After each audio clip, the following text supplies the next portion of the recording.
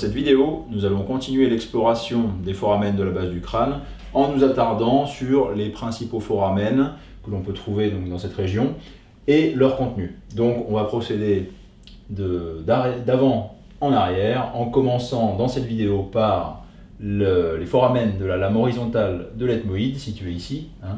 Puis nous représenterons une vue antérieure de la paroi postérieure de la cavité orbitaire qu'on n'aperçoit pas ici, mais dont on devine les principaux foramen, à savoir le canal optique ici et la fissure orbitaire supérieure. Et ensuite, nous représenterons une coupe parasagittale passant donc par ces foramen, donc la fissure orbitaire supérieure, le canal optique, avec une petite coupe schématique, le foramen rond, le foramen ovale et le foramen épineux, et on apercevra en arrière le foramen lacérum, et nous intéresserons aussi à leur contenu. Donc voilà le programme, et dans la suite de cette vidéo, nous intéresserons ensuite au foramen lacérum, au méa acoustique interne, au foramen jugulaire et au foramen magnum. Voilà, donc tout de suite, on s'intéresse à la lame horizontale de l'ethmoïde, qu'on va représenter donc sur une vue supérieure. Donc, sur une vue supérieure, on représente d'arrière en avant, donc je vais marquer l'orientation du schéma. Ici, c'est l'apophyse Christagalli, avec les processus alaires qui vont venir s'articuler avec la partie correspondante de l'os frontal. Donc là, c'est la vue supérieure, avec l'orientation du schéma. Donc ici, c'est l'avant, ventral, et là, c'est latéral, droit. Voilà. Donc cette apophyse Christagalli, qu'on aperçoit sur une vue supérieure ici, de part et d'autre, on va retrouver les gouttières olfactives, ou lames criblées de l'ethmoïde, voilà, de part et d'autre. Et en dehors, on va retrouver le sommet des masses latérales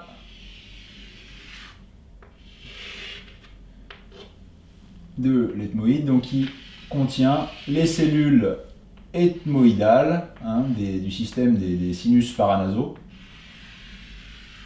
Voilà, ici.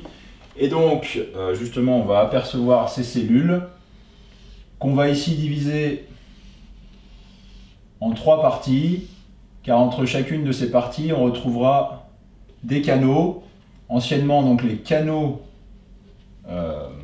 ethmoïdo-frontaux antérieurs et postérieurs, et maintenant on les appelle les foramen ethmoïdaux, antérieurs et postérieurs également. Voilà, donc ici je représente ces fameux canaux qui se situent donc entre la masse, la face supérieure de la masse latérale de l'ethmoïde en bas, et au-dessus les cellules frontales de l'ethmoïde, enfin les cellules frontales de l'os frontal. Voilà, donc ici, voilà, on est sur la partie ethmoïdale. Donc on le verra, ces foramen, ces canaux, laisseront passer au moins une artère et un nerf, principalement, et donc des vénules associées, bien sûr. Voilà, donc on retrouve la même conformation du côté opposé.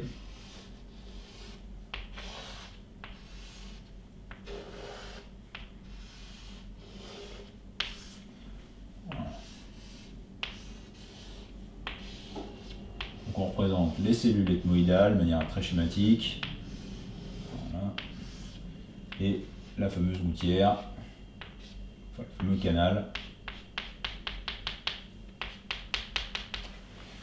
Donc on revient maintenant sur la gouttière olfactive ici, légèrement excavée. Et donc on va retrouver également d'avant en arrière la fente ethmoïdale, ici, de chaque côté, de part et d'autre. Voilà. Puis le foramen nasal, ici. Et en arrière, donc, ce sera la partie de la lame criblée qui laissera passer les filets nerveux olfactifs du nerf olfactif.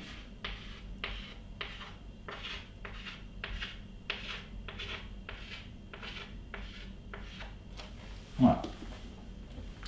Et bien donc on représente maintenant les artères et nerfs qui vont passer à cet endroit-là. Donc ici, en dehors, on va se retrouver au niveau de la cavité orbitaire droite. Et donc la cavité orbitaire droite, comme vous le savez, est parcourue par l'artère ophtalmique, entre autres. Mais l'artère ophtalmique, justement, va donner deux branches, qui sont les branches ethmoïdales postérieures et antérieures, qu'on va retrouver ici. Donc l'artère ophtalmique donne sur son trajet, entre autres, les branches ethmoïdales antérieures et postérieures ici, voilà, qui vont se ramifier au niveau donc, de la lame criblée pour vasculariser aussi à travers les foramènes la muqueuse pituitaire qui se situe en dessous. Donc ces branches vont pénétrer dans la cavité nasale. Et pour l'ethmoïdale antérieure, elle va passer à travers le foramen nasal ici, et donc se retrouver à la partie antérieure des cavités nasales. Voilà, donc artère ophtalmique ici, qui donne deux branches, l'ethmoïdale antérieure, l'ethmoïdale postérieure. On peut représenter de l'autre côté, qui vont passer ensemble, le nerf nasociliaire, branche du 5-1, donc nerf ophtalmique, donc qui a trois branches au niveau de la cavité orbitaire, comme on le verra juste après. Et donc la branche nasociliaire donne entre autres deux rameaux, ici deux branches, qui sont les branches ethmoïdales antérieures et postérieures. Et l'antérieure continuera d'accompagner l'artère du même nom à travers la fente nasale. Et ces nerfs iront innerver bien sûr les muqueuses de la cavité nasale pour la partie justement du nerf ophtalmique. Et bien sûr ici on retrouvera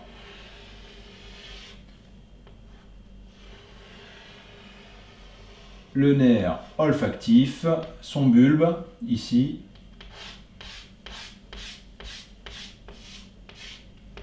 Comme ceci, voilà. Et donc les filets qui vont passer à travers la lame criblée pour rejoindre la muqueuse pituitaire. Voilà pour la vue supérieure de la lame criblée. Donc on passe ensuite à la vue de face de la paroi postérieure de la cavité orbitaire et de ses différents éléments de passage. Donc on va représenter maintenant donc cette cavité orbitaire avec ici on va avoir l'os frontal qui va présenter ici une échancrure dite supraorbitaire comme ceci, et ensuite on aura l'os zygomatique ici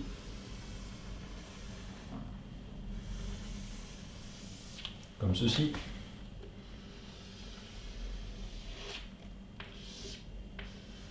Qui s'articulera avec l'os maxillaire ici. Donc justement, on va placer les différents os de la paroi postérieure de la cavité orbitaire. Donc on a effectivement ici la suture entre le frontal et le zygomatique qui se poursuit dans la cavité orbitaire. Voilà. Donc on représente la suture maintenant entre le frontal en haut et la grande aile du sphénoïde en arrière, puis ensuite avec l'ethmoïde, le lacrymal et à nouveau le maxillaire, puis le nasal qu'on ne verra pas ici. Donc pareil, l'orientation du schéma ici est la suivante. C'est crânien vers le haut ici, et là c'est latéral droit à nouveau. Hop. Donc,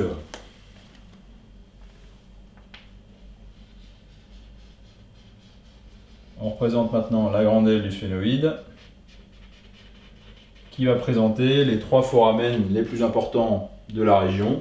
Donc à commencer par le canal optique ici, en dessous et en dehors duquel on retrouve la fissure orbitaire supérieure ici, Et en dessous, on retrouve plus petite la fissure orbitaire inférieure, qui communique donc avec la fosse ptérygopalatine dont on sera amené à parler ultérieurement. Et donc ici, voilà, on peut représenter une légère gouttière qui fait communiquer cette fissure orbitaire supérieure avec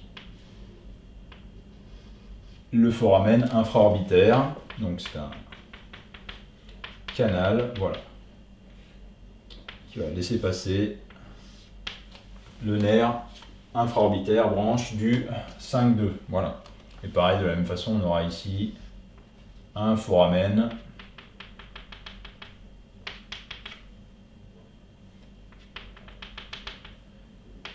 qui laissera passer une autre branche du 5-2, comme on va le voir tout à l'heure. Ensuite,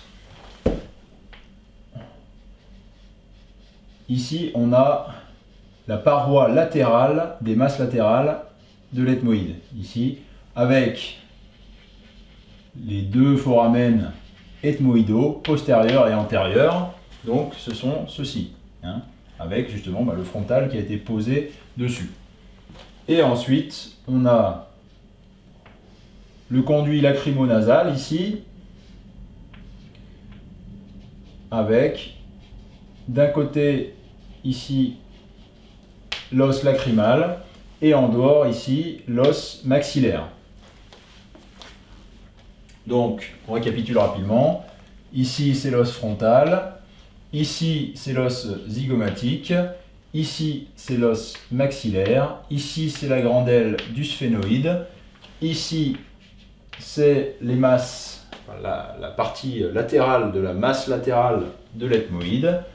Ensuite ici on a l'os lacrymal et à nouveau ici le maxillaire. Et ensuite le maxillaire s'articule en haut avec le frontal effectivement et en dehors avec le nasal.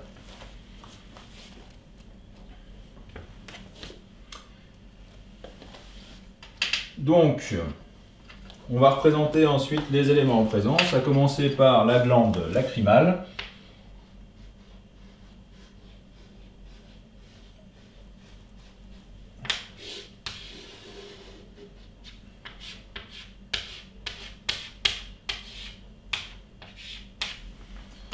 Glande lacrymale ici.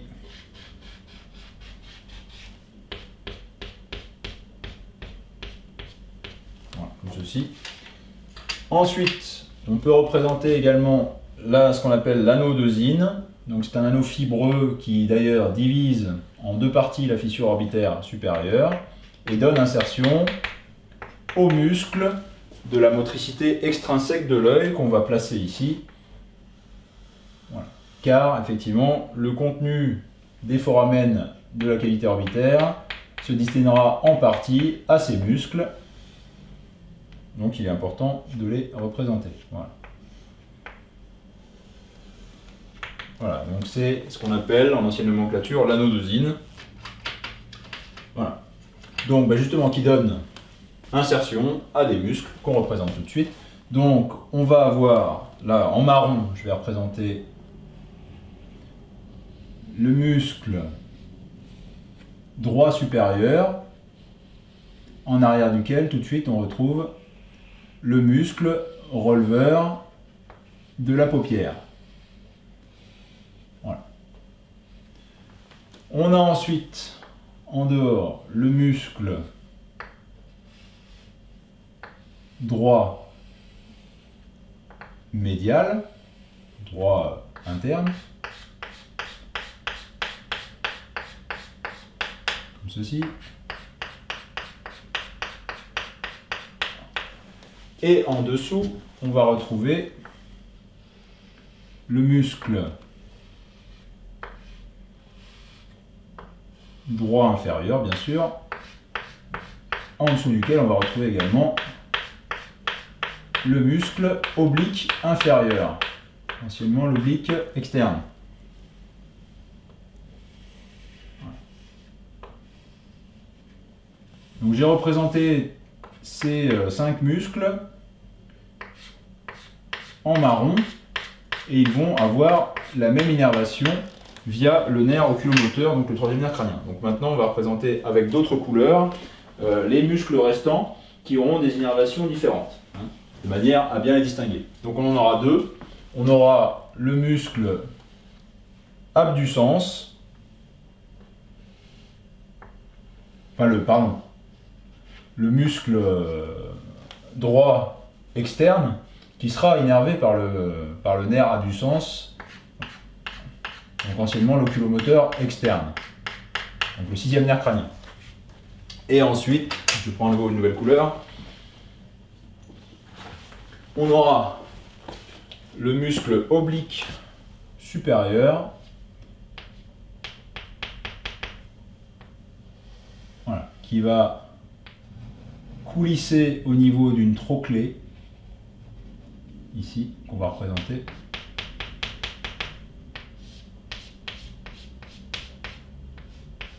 Voilà, donc on représente la trochlée en vert ici.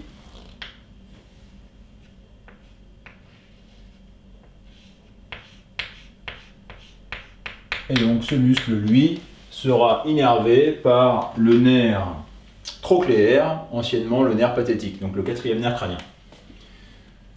Donc ceci étant dit, les éléments étant placés, on va pouvoir maintenant placer le contenu des différents foramen. Donc on va avoir tout d'abord dans le canal optique le nerf du même nom, donc le deuxième nerf crânien, le nerf optique. Ici.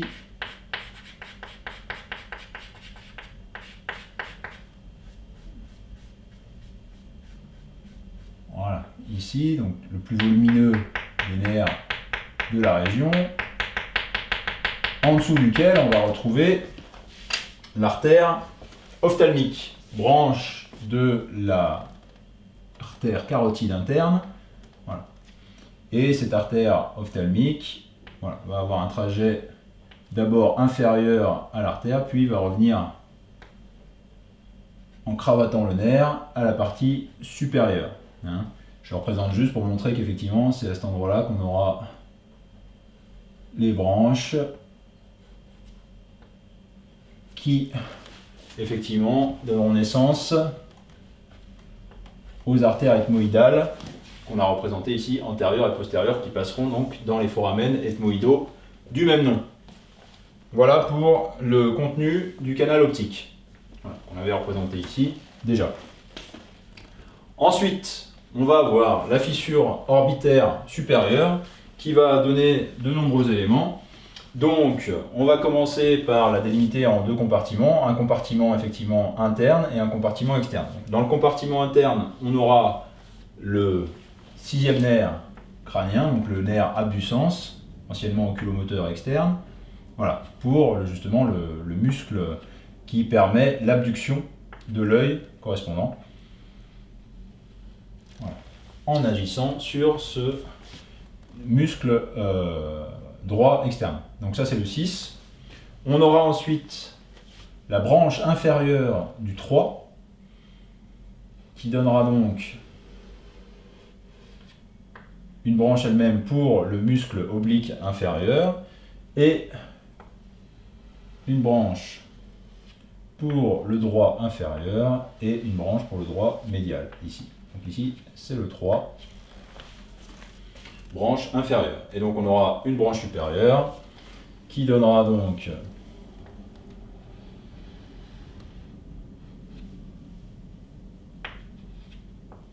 un rameau pour le muscle droit supérieur, un autre pour le muscle releveur de la paupière, et on aura également une branche qui rejoindra le ganglion ciliaire, ganglion ophtalmique, que je représente ici.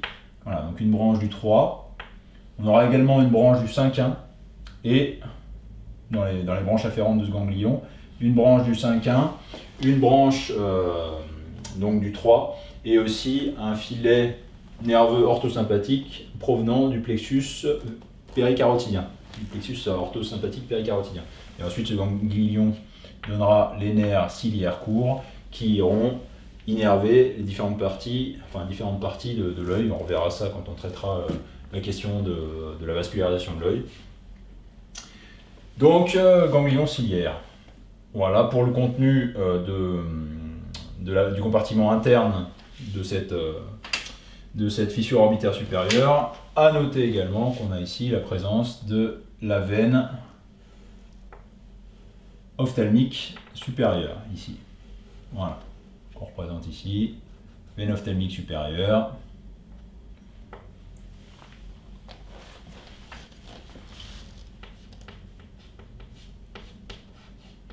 En dehors maintenant, on va retrouver donc les branches du 5,1, donc au nombre de 3, une branche lacrymale,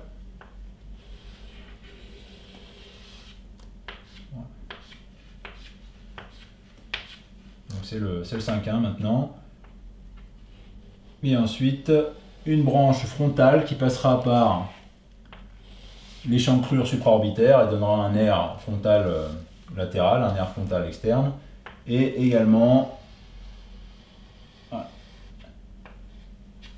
un nerf nasociliaire dont on a déjà parlé tout à l'heure, qui donnera 2 filets qui passeront par justement les foramen ethmoïdaux également. Et ensuite on aura la branche du 4, voilà, qui ira énerver donc le muscle oblique supérieur. Donc ça c'est le 4. Et les autres branches, ce sont des branches du 5,1. Donc nerf lacrymal, nerf frontal et nerf nasociliaire. Et donc ici on a le 6 et les branches inférieures et supérieures du 3. Dans ce foramen, enfin dans ce compartiment latéral de la fissure orbitaire supérieure, on retrouve également une branche anastomotique en provenance de l'artère méningée moyenne, ici, donc ça c'est la branche anastomotique qui rejoint la cavité orbitaire et s'anastomosera avec l'artère ophtalmique, enfin une de ces branches. Voilà. Donc on a ici effectivement branche anastomotique de l'artère méningée moyenne, ici. Et parfois, dans certains cas, on a également la veine ophtalmique moyenne, comme ceci. Voilà.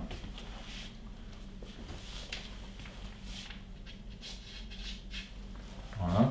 Et ensuite, on représente le contenu de la fissure orbitaire supérieure. Donc, principal passage ici, c'est le nerf maxillaire, donc le 5,2.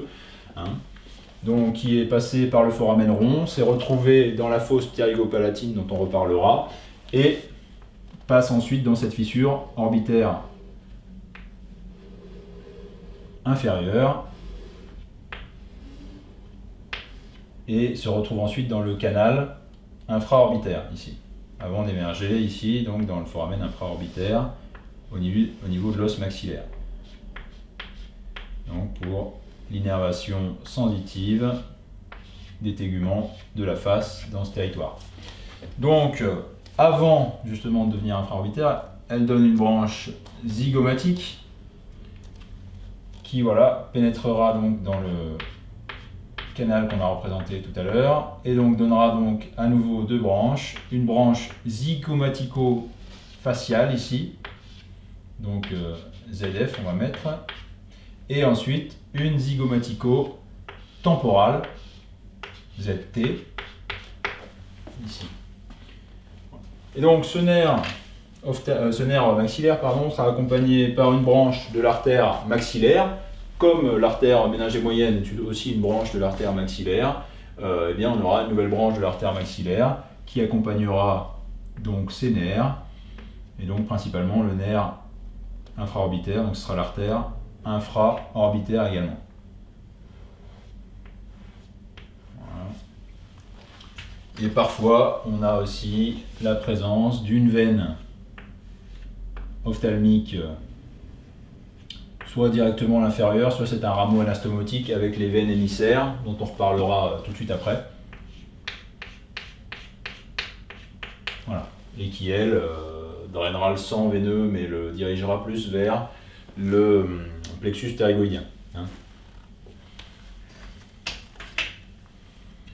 Voilà pour les principaux éléments des foramen de la cavité orbitaire sur le plancher postérieur.